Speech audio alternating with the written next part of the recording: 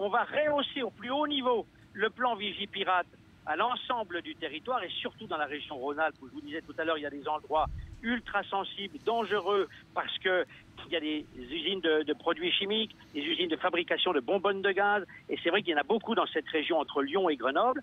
Donc, que voulez-vous que M. Hollande, le président, puisse annoncer?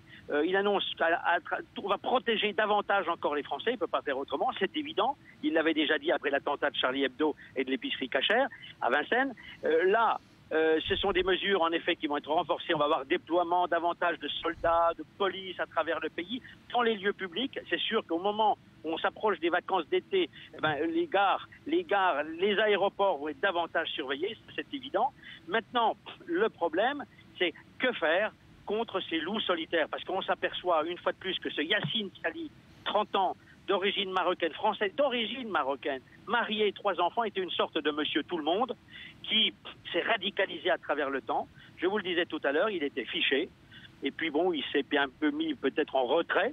Et puis il est ressorti, il est passé à l'action. Et quand même, depuis 2006, 9 ans, on l'avait fiché. Qu'est-ce qu'on a fait? Moi, en tant qu'observateur, je m'élève contre ça en me posant des questions, en me disant mais pourquoi on ne prévient pas? C'est de la prévention qu'il faut. Alors est-ce que des décisions seront prises dans les jours qui viennent?